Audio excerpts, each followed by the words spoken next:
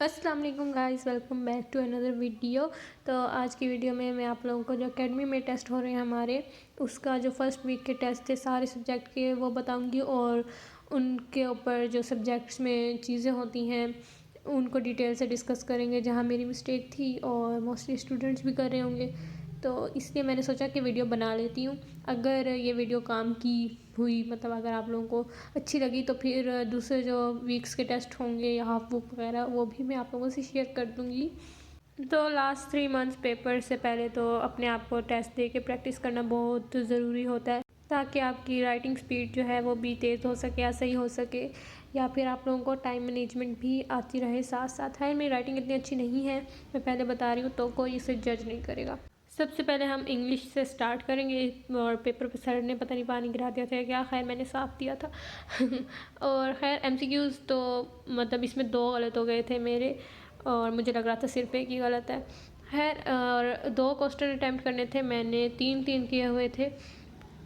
आप लोगों को मोरल लेसन जो होते हैं हर चैप्टर हर स्टोरी का आना चाहिए, वो लाजमी पूछे जाते हैं। और उसके अलावा जो क्वेश्चंस आप लिख रहे होते हैं उसे डायरेक्ट नहीं लिखा करो, उसकी हेडिंग दे के जो उसमें इंपॉर्टेंट बात होती है उसकी, जैसे मैंने हेडिंग दी हुई है। राइटिंग बहुत गंदी है, उसे जज बिल्कुल भी मत करना। खैर, क्वेश्चंस के अंदर हेडिंग देना लाजमी होता है। और ट्रांसलेशन आप लोग एक दफ़ा पढ़ा करो ज़रूर, क्योंकि कुछ ऐसे वर्ड्स होते हैं जो पेपर के टाइम पर हमें नहीं लिखने आने होते। और पोइम्स का ये सीन है कि जो रेफरेंस हैं वो आप लोगों को अच्छे से आना चाहिए, मतलब पोइम का नेम और पोइट का नेम दोनों ही। और कॉन्टेक्स्ट तो आप ख़ुद भी लिख सकते हो, पोइम की जो मेन बात होती है वो बंदा खुद भी लिख सकता है। खैर, वो 3 से 4 लाइनों के अंदर लिखना होता है। एक्सप्लेनेशन के टेस्ट के अंदर 4 मार्क्स थे और मुझे 2.5 मिले थे। टेंस की गलती की वजह से इतने सारे मार्क्स कट गए थे।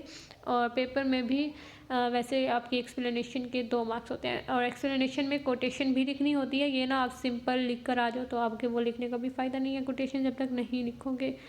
और इसके बाद आती है पंचुएशन। पंचुएशन मुझे सबसे ज़्यादा ज़हर लगती है, लेकिन मेरे सर ने कहा इसे रट्टा लगाओ, जैसे भी करो करनी है। सिर्फ कॉमे नहीं लगाए थे, वहाँ से 1 नंबर कट गया था। और पेयर ऑफ वर्ड्स तो आ ही जाते हैं, खुद ही आ जाते हैं, मतलब इनकी प्रैक्टिस करता रहे बंदा, इंपॉर्टेंट तो आ जाते हैं। लेटर न्यू पेज पे शुरू करना होता है, लेकिन मैंने यहीं से शुरू कर दिया था क्योंकि मैं चाह रही थी कि अकेडमी वालों को ज़्यादा नुकसान ना हो। लेकिन खैर, अब जो हमारा T3 चल रहा है, जब मैं वीडियो डाल रही हूँ, और ये T1 का टेस्ट है, अब तो मैं नेक्स्ट पेज से ही स्टार्ट करती हूँ। बोर्ड के पेपर में भी जो लेटर और एप्लीकेशन होती हैं वो आपने नेक्स्ट पेज से ही स्टार्ट करनी होती है, इस तरह से नहीं लिख देनी होती। तो ये एक मेरी प्रेजेंटेशन में गलती थी, या जो भी आप बोल सकते हो।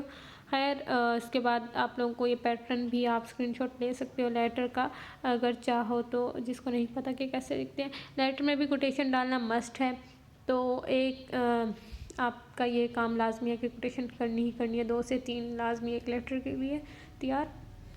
उसके बाद बात कर लेते हैं उर्दू के पेपर की। इंग्लिश और उर्दू में बहुत मार्क्स कटते हैं पेपर्स में, ये ना आप लोग बायो केमिस्ट्री फिजिक्स कंप्यूटर सब के ऊपर ध्यान देते रहो और उर्दू और इंग्लिश से ही कट जाए, जैसे कि मेरे भी यहीं से ही कटे हुए हैं मोस्टली।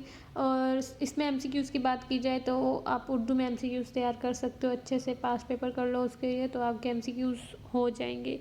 तो इसमें इतनी ज़्यादा ग्रामर भी नहीं है, आप लोग अगर ध्यान से पढ़ो तो बाकी मुसन्निफ़ चैप्टर जो आप ध्यान से पढ़ते हो तो वही एमसीक्यूज़ आते हैं, तो इसलिए हो जाएगा आराम से ही।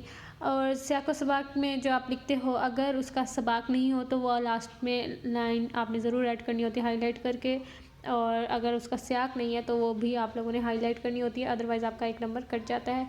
3 मार्क्स की जो हमारे टेस्ट में थी और मेरे 2.5 आए थे। खैर, पैराग्राफ की तशरीह आप लोगों ने इसकी 3 पेजेस की करनी होती है, लेकिन टेस्ट के टाइमिंग के अकॉर्डिंग मैंने 1.5 पेज की थी। इसके अंदर भी आप लोगों ने 2 शेर लाजमी डालने होते हैं और 2 कोटेशन लफ्ज़ों को हाईलाइट करना होता है। उर्दू के पेपर में, सभी पेपर्स में करना होता है, आपका उर्दू का हो किसी चीज़ का भी हो, इंग्लिश का, वटेवर। और गज़ल की जो बात की जाए तो उस गज़ल का कोई नेम नहीं होता है, गज़ल के शायर का नाम होता है, तो हमने सिर्फ वही लिखना होता है। शेर की जहाँ तक बात है, आप लोग इसको आधा लिख के भी इसके आगे डॉट डॉट लगा दोगे तो भी चलता है। मफ़हूम उन्होंने नहीं कहा होता कि लिखने का, और ना ही मफ़हूम के नंबर होते हैं, तो आपकी मर्ज़ी है लिखो ना लिखो। लेकिन अगर आप लोगों को टाइम की ज़्यादा ही बचत करनी है तो ना लिखो, मैं तो यही प्रेफर करूँगी। और मैं सोच रही हूँ कि आगे से मैं भी ना लिखूँ। मैंने T1 T2 में लिखे हैं मफ़हूम, लेकिन आगे से नहीं लिखूँगी मैं। खैर, और शेरों में मेरी गलतियाँ आई हुई हैं, और शेर गलत होने की वजह से ही मेरे उर्दू में मार्क्स कटे हैं और तो इतनी कोई ख़ास मिस्टेक्स नहीं थी, तो मुझे शेरों के ऊपर ज़्यादा ध्यान देने की ज़रूरत है। और शेर याद करते हुए मेरी तो जान जाती है लेकिन कोई बात नहीं, करने तो है ही तैयार। और यहाँ आप लोगों को दिख रहे होंगे कि ज़्यादा से ज़्यादा गलतियाँ शेरों में ही हैं। मैं सारे टेस्ट फुल डिटेल में इसलिए दिखा रही हूँ ताकि लाइक बहुत से ऐसे स्टूडेंट्स होंगे जो मेरी तरह मिस्टेक कर रहे होंगे और उन्हें पता भी नहीं होगा। जैसे मुझे लग रहा था मैं शेर सही लिख कर आ रही हूँ, लेकिन जब टेस्ट हाथ में आता है तो बस क्या ही बोले बंदा। लास्ट में जो आप तशरीह होती है उसके अंदर जो ग्रामर यूज़ हुई होती है उसको भी आप लोगों ने हाईलाइट करना होता है, जैसे मैंने पीछे रदीफ़ वगैरह और ये सब हाईलाइट किया हुआ था। इसके बाद आ जाता है जी सोशियोलॉजी। इसके अंदर भी मेरे अच्छे मार्क्स आए थे। इनके अंदर तो आ ही जाते हैं अच्छे मार्क्स अगर बंदा ध्यान से पढ़े। शॉर्ट मैंने एक्स्ट्रा भी अटैम्प्ट किए थे, लेकिन एक्स्ट्रा में भी इतना असर कह रहे थे कि आउटस्टैंडिंग नहीं है, इसी वजह से यहाँ से 1 या 2 मार्क्स पता नहीं इतने ही कट हो गए हैं। खैर लॉन्ग में पूरे थे। आप लोगों ने लॉन्ग को जो भी आप लोगों की चीज़ होगी ना, अगर कोई पॉइंट्स वाला क्वेश्चन है, फॉर एग्जांपल इस्लामियात में होते हैं ऐसे, जो पॉइंट्स आप लोगों ने डिटेल में आगे लिखने हैं ना उनको पहले ही लिख दो, मतलब सिर्फ पॉइंट्स के नेम, और उसके बाद नीचे से डिटेल में शुरू करो, तो ये एक बेस्ट तरीका होता है।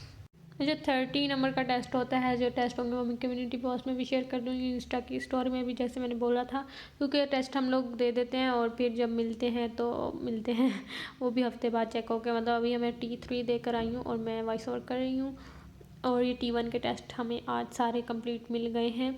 लाइक ऐसे नहीं होता है एक दिन में सारे मिल जाते हैं, मतलब कुछ कुछ जैसे जैसे चेक करते रहते हैं। सर ने इतना बड़ा एक्स्ट्रा लिख दिया था ऊपर, और मैंने जैसे भी बोला है कि सारे ही सब्जेक्ट्स में लफ्ज़ों को हाईलाइट करना होता है, तो इसी तरह से भी यहाँ पे भी मैंने हाईलाइट कर दिया है। हाईलाइट करने के लिए मार्कर यूज़ कर सकते हो, और इसको ओवर हाईलाइट भी नहीं कर देना होता कि हर चीज़ आप लोग को हाईलाइट करें और ऐसा लगे कि सिर्फ हाईलाइटर कह रही हूँ हाँ, जो मार्कर है वो यूज़ हुआ है और कोई पेन नहीं यूज़ हुआ। इस्लामियत में मेरे 17 आए थे 20 में से। मैंने ख़त्म नबूवत की आयत लिखनी थी कि मोहम्मद सल्लल्लाहु अलैहि वसल्लम नहीं है तुम्हारे मर्दों में से किसी के बाप, ये वाली आयत लिखनी थी यहाँ पे। लेकिन यहाँ पे मैंने लिख दिया था कि आज के दिन मैंने तुम्हारा दिन तुम पे मुकम्मल कर दिया, मतलब कि ये ख़त्म दीन की आयत है, आई थिंक सो। तो इन दोनों में डिफरेंस रखना है, तो ये एक शॉर्ट गलत होने की वजह से मेरे इतने आगे 17, अदरवाइज़ लॉन्ग से तो 1 नंबर कटता ही होता है, तो 19 तक आ जाते। खैर कोई बात नहीं। अच्छा, साइकोलॉजी को याद करने में जितना मुश्किल हो रही होती है ना, मतलब ऐसा भी नहीं है कि मुश्किल कुछ हो उसमें, उसको बंदे को लगता है कि पढ़ के भी नहीं आता, लेकिन जब लिखे तो आ जाता है। और यहाँ मैंने गलत लिखा हुआ था विलियम, के ये वाला नहीं था, विलियम वाटसन था जो पहला बेवरेज था। और यहाँ पे जो डायग्राम मैंने बनाई थी शॉर्ट में, उस पर मुझे स्टार मिला हुआ था क्योंकि किसी और ने नहीं बनाई थी। खैर आप लोगों को इस तरह की छोटी मोटी डायग्राम्स होती हैं वो आनी चाहिए, और जो साइकोलॉजिस्ट हैं डिफरेंट, उनके नेम्स भी आने चाहिए। मुझे पता है मेडिकल वाले जो स्टूडेंट्स हैं वो ज़्यादा हैं, लेकिन हैं साइकोलॉजी के स्टूडेंट्स भी, तो खैर मैं इसलिए आप लोगों को बता रही हूँ। और साइकोलॉजी में लिखना जो भी है ना वो आप लोगों ने ख़ुद से लिखना है, मतलब आप लोगों को कॉन्सेप्ट क्लियर हो और पता हो, थोड़ी बहुत हेडिंग्स जो होती हैं वो, अदरवाइज़ उसके अंदर जो होता है वो खुद लिखना होता है। ओके, तो लास्ट में तर्जुमातुल कुरान में आप लोगों को MCQs आने चाहिए, और आयतें जो होती हैं मिक्स नहीं होनी चाहिए, क्योंकि अरबी और उर्दू के वर्ड्स जो हैं वो आपस में सेम ही हैं।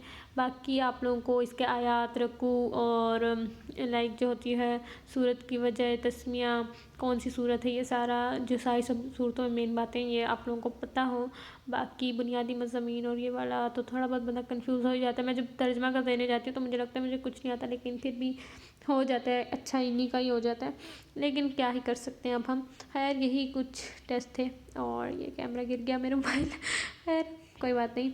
कि दोबारा कंटिन्यू करते हैं कि जो टेस्ट थे वो मैंने आप लोगों को शो कर दिए हैं, और अगर आप लोग किसी एकेडमी वगैरह जा रहे हो तो मुझे अपने रिज़ल्ट के बारे में भी बताओ लाजमी।